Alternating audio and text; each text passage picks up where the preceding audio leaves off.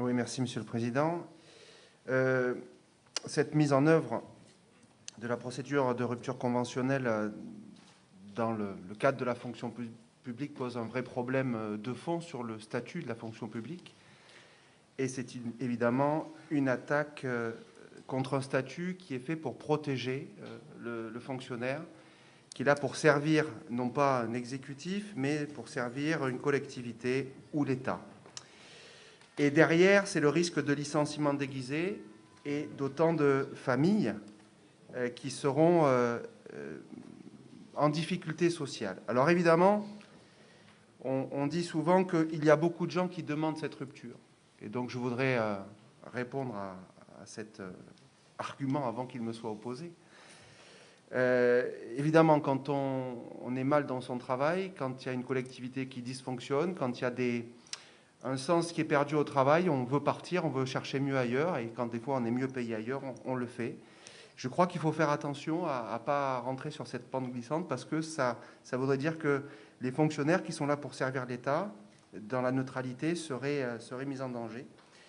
Et puis, je veux le dire aussi, puisqu'on en profite de cette question sur le personnel, il faut faire attention au personnel de l'agglomération, qui voit passer beaucoup de choses en ce moment, et notamment quand on dit qu'il y a trop de personnel dans l'agglomération, avec des gens qui feraient rien, c'est des choses qui sont écrites, qui sont dites, etc. Je pense que c'est très dangereux pour tous ces personnels qui doivent travailler pour la collectivité. Je pense que s'ils ont été embauchés, ils ont été embauchés pour une fonction, et que s'il y a une réorganisation à faire, s'il y a du sens à retrouver, il ne faut pas les stigmatiser du tout et les faire passer aussi pour des feignants. Donc je crois que sur le personnel de notre collectivité, il faut faire très attention. Merci. Vous avez oublié les propos que j'ai tenus en introduction. Mais néanmoins, la franchise et l'état encore de la situation doit nous obliger à regarder, à maîtriser les charges de fonctionnement quand on peut le faire.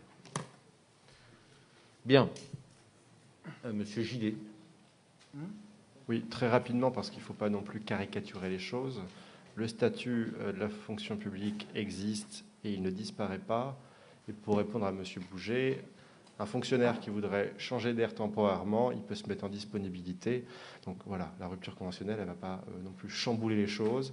Elle permet juste à un fonctionnaire éventuellement de changer de vie et de quitter la fonction publique s'il le souhaite. Moi, je trouve que c'est une très bonne chose. Bien, on peut passer